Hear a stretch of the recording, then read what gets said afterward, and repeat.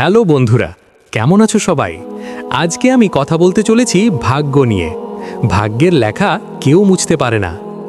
অনেক বছর আগে এক গ্রামে ইউনুস নামে এক গরিব কৃষক বাস করত। বিয়ের অনেক বছর পর তার ঘরে একটি পুত্র সন্তান জন্ম নিল। এতদিন সন্তান না থাকার কারণে ইউনুস ও তার স্ত্রী খুব খুশি হলেন। সেদিন তাদের বাড়িতে এক বৃদ্ধ দরবেশ এলেন। ইউনুস তাকে সম্মান করে ভেতরে বসালেন এবং বললেন, বাবাজি, আপনি আমার ছেলের নাম রাখুন। দরবেশ শিশুটিকে কোলে নিয়ে তার বাহুতে একটি বিশেষ চিহ্ন দেখলেন। তিনি মুচকি হেসে বললেন, এই ছেলে একদিন এই দেশের খলিফা হবে এবং খলিফার মেয়েকে বিয়ে করবে। তারপর এই কথাটা একদিন বর্তমান খলিফার কানে পৌঁছালো। তিনি খুব রেগে গেলেন। মনে মনে ঠিক করলেন, যেভাবেই হোক এই ভবিষ্যৎবাণী সত্য হতে দেবেন না। তিনি ছদ্মবেশে ইউনুসের বাড়িতে গিয়ে শিশুটিকে নিয়ে নিলেন। তারপর তাকে একটি কাঠের সন্দুকে রেখে নদীতে ভাসিয়ে দিলেন, যেন শিশুটি মারা যায়। কিন্তু আল্লাহর ইচ্ছা ছিল অন্যরকম। নদীতে ভাসতে ভাসতে সন্দুকটি এক জেলের হাতে পড়ল।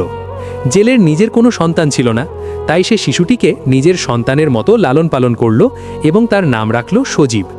বছর কেটে গেল। সজীব বড় হয়ে খুব বুদ্ধিমান ও নেক চরিত্রের যুবক হলো।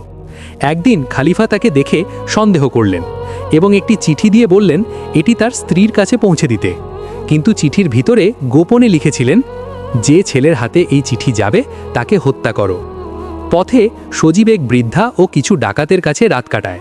তারা চিঠিটি পড়ে বুঝতে পারে খলিফা অন্যায় করতে চাইছেন, তাই তারা চিঠি বদলে নতুন চিঠি লিখে দিল, এই ছেলেটির সাথে রাজকন্যার বিয়ে দিয়ে দাও। চিঠি দেখে খলিফার স্ত্রী তাই করলেন। রাজকন্যার সঙ্গে সজীবের বিয়ে হয়ে গেল। খলিফা ফিরে এসে সব জানতে পেরে অবাক হয়ে গেলেন। ঠিক তখন সেই বৃদ্ধ দরবেশ আবার এলেন এবং বললেন, দেখলে খলিফা, ভাগ্যের লেখা কেউ মুছতে পারে না। খলিফা লজ্জা পেলেন এবং সজীবকে নিজের জামাই হিসেবে মেনে নিলেন। পরে তাকেই রাজ্যের খলিফা বানিয়ে দিলেন। বন্ধুরা, তাহলে আমরা এই ভিডিওটি থেকে শিক্ষা পাই, মানুষ যতই চেষ্টা করুক, আল্লাহ যা ভাগ্যে লিখে দেন তা কেউ বদলাতে পারে না।